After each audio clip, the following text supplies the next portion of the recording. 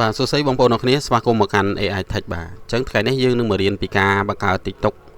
ឲ្យវាមាន revert program ដែលជាកម្មវិធីយើងអាចស្នើរលុយបាទនៅពេលដែលយើងធ្វើគ្រប់គ្រងការរបស់វាបាទអូខេអញ្ចឹងដើម្បីបង្កើតបានទី1អ្នកគ្នាត្រូវមាន Gmail មួយខ្សែបាទអញ្ចឹងបើអត់មានអ្នកគ្នាអាចធ្វើការបង្កើតមកបាទអញ្ចឹងឥឡូវនេះខ្ញុំនឹងធ្វើការបង្កើត Gmail មួយបាទអញ្ចឹងបើអ្នកគ្នាមានស្រាប់គឺមិនចាំបាច់បង្កើតទេបាទហើយGmail គឺយើងអត់ប្រកាន់ថាប្រទេសណាទេបាទ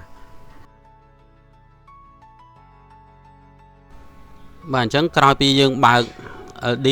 បើអ្នកគ្នាមានទូរស័ព្ទបើកលើទូរស័ព្ទមកបាទអញ្ចឹងអ្នកគ្នាចូលទៅបង្កើត Gmail មកឥឡូវខ្ញុំធ្វើការបើកជ្រោមមួយ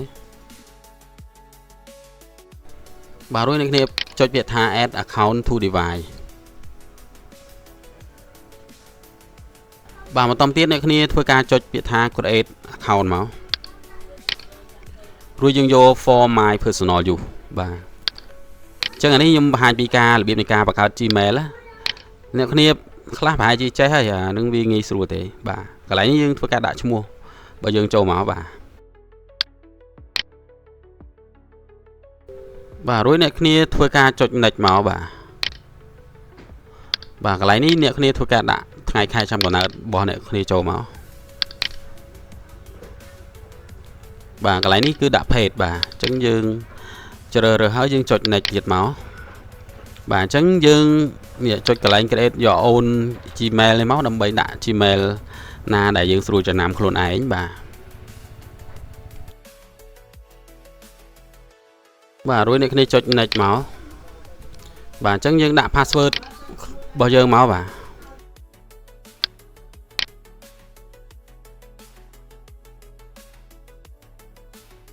អញ្ចឹងកន្លែងនេះអ្នកគ្នាធ្វើការដាក់លេខទូរស័ព្ទរបស់អ្នកគ្នាចូលមកបាទអញ្ចឹងលេខទូរស័ព្ទអ្នកគ្នាដាក់លេខប្រទេសអីក៏បានដែរបាទ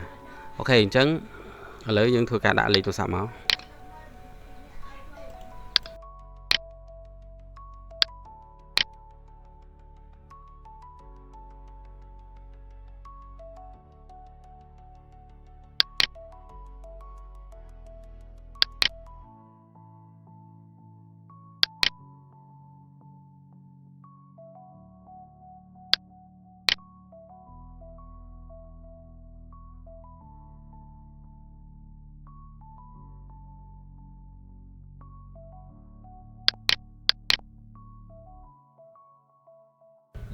អូខេអញ្ចឹងយើងបានបង្កើត Gmail បានហើយឥឡូវយើងចាក់ Gmail នឹងចូលមកបាទ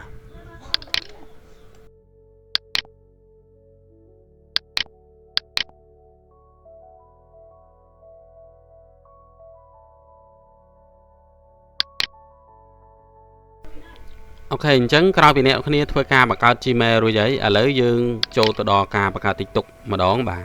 អញ្ចឹងដាច់ខាតគឺអ្នកគ្នាត្រូវតែមាន VPN មួយនៅលើ PC បាទ VPN អីក៏បានដែរបន្ទាប់មកអ្នកគ្នាធ្វើការ connect ទៅកាន់ server បាទ VPN នៅខាងប្រទេសអង់គ្លេសដែលគេហៅថា United Kingdom បាទអញ្ចឹងក្រោយពីបើក VPN បានហើយអ្នកគ្នាធ្វើការចាក់ email ដែលយើងបានបង្កើតនឹងនៅក្នុងជ្រោម PC បាទអញ្ចឹងយើងបើកជ្រោមមួយមកបាទរួចអ្នកគ្នាចុចកន្លែង Gmail នេះមកបាទដើម្បីសាញ Gmail របស់យើងចូលបាទអញ្ចឹងយើងចុច sign in មក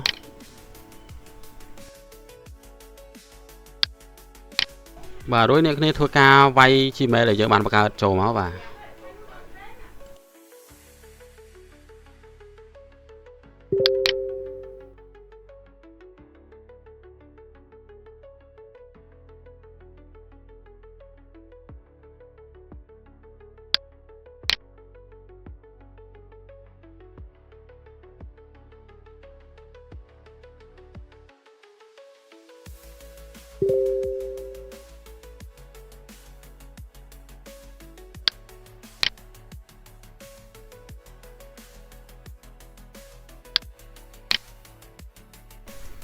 អូខេអញ្ចឹងក្រោយពីអ្នកគ្នាធ្វើការចាក់ email ចូលហើយអ្នកគ្នាបើក tab ថ្មីមកបាទ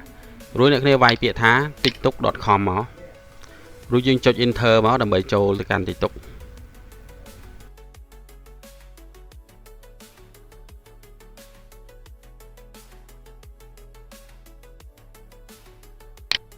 បាទបន្តទៀតអ្នកគ្នាចុច login មកបាទ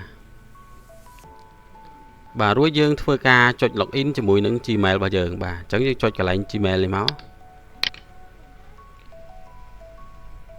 bà rồi nếu khi chọn lơ Gmail bao giờ máu đâm bay bị chết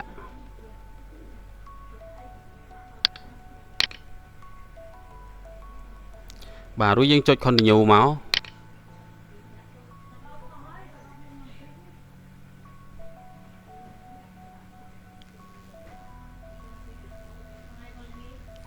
ok chẳng cái này nếu khiត្រូវដាក់ខែថ្ងៃឆ្នាំកំណើតរបស់អ្នកគ្នាចូលមក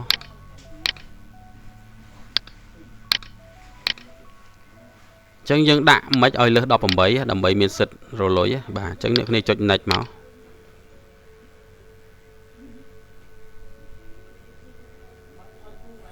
អូខេអញ្ចឹងដល់កន្លែងនេះអ្នកគ្នាធ្វើការជ្រើសរើសឈ្មោះរបស់អ្នកគ្នាមកឈ្មោះ username ណា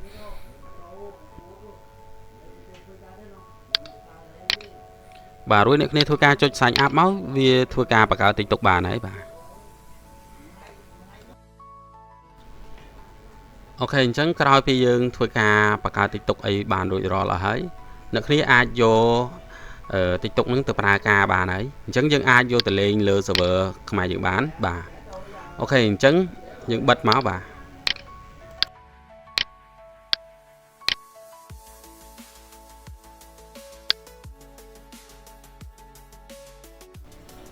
បាទអញ្ចឹងឥឡូវនេះអ្នកគ្នាអាចយក account TikTok របស់អ្នកគ្នាទៅប្រើការលើទូរស័ព្ទបានហើយបាទអញ្ចឹងអ្នកគ្នាបើកទូរស័ព្ទមកបន្ទាប់មកយើងធ្វើការ log Gmail របស់យើងចូលទូរស័ព្ទមកបាទ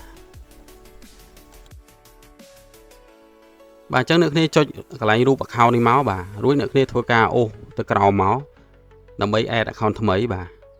អញ្ចឹងយើងចុចកន្លែងនេះមកបាទបន្ទាប់មកយើងចុចកន្លែង Google នេះមកបាទរួចយើងធ្វើការវាយ account ដែលយើងបានបង្កើត TikTok ហ្នឹងចូលមកបាទ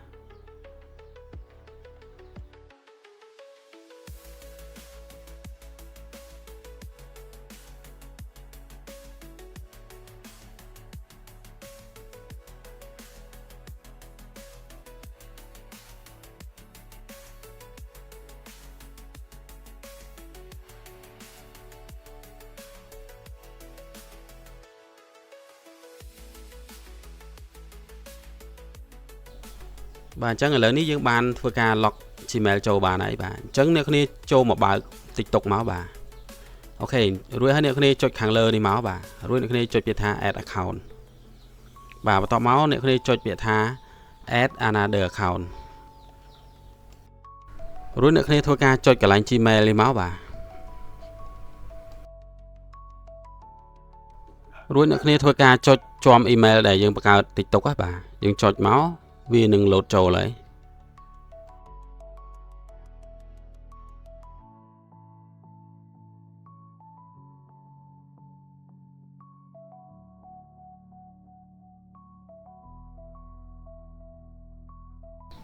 អូខេអញ្ចឹងយើងចុចលើ profile មកបាទរួចអ្នកគ្នាចុចលើត្រី3នេះមកបាទរួចយើងចុច TikTok Studio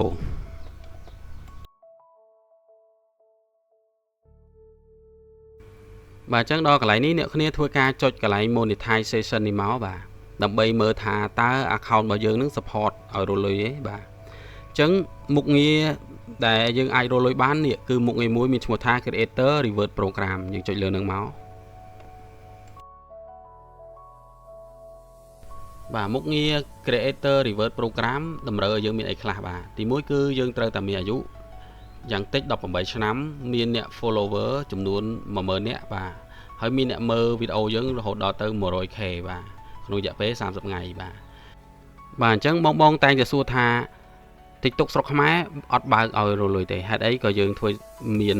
Revert Program ឥឡូវយើងចូលមកកាន់ត្រី3មកដើម្បីឲ្យអស់ចម្ងល់រួចហើយយើងចូលមកកាន់ Setting and Privacy បាទបន្តមកទៀតអ្នកគ្នាចូលមកកន្លែង Account មកបាទរួចអ្នកគ្នាចុចកន្លែង Account Information បាទអញ្ចឹងវានឹងបង្ហាញ Account Origin គឺវាបង្ហាញថា Account ហ្នឹងគឺ base នៅណាបាទអញ្ចឹង account TikTok របស់យើងគឺ base នៅឯ United Kingdom ដែលជាប្រទេសមួយដែល TikTok អនុញ្ញាតឲ្យរលុយបាទអញ្ចឹងយើងវាយ search កន្លែងនេះមក Cambodia គឺអត់ឃើញសោះហ្មងបាទអញ្ចឹងដោយសារតា TikTok របស់យើងនេះវាមិនមែនជា Cambodia ចំទេបាទអូខេអញ្ចឹងយើងយកមកលេងលើ server របស់ Cambodia ដើម្បីឲ្យ suggest ហ្នឹងគឺឲ្យពេលយើង post អីទៅឲ្យខាង Cambodia ឃើញក៏ប៉ុន្តែ TikTok នេះវា suggest ទៅ global ទៅខាងបរទេសដែរបាទអញ្ចឹងវា suggest ទាំងពីរទាំង Cambodia ទាំង global បាទអញ្ចឹងអានេះវាជាវិធីនៃការបង្កើត TikTok កូនកាត់បាទដើម្បីឲ្យយើងមានមុខងារcreator reverse program បាទ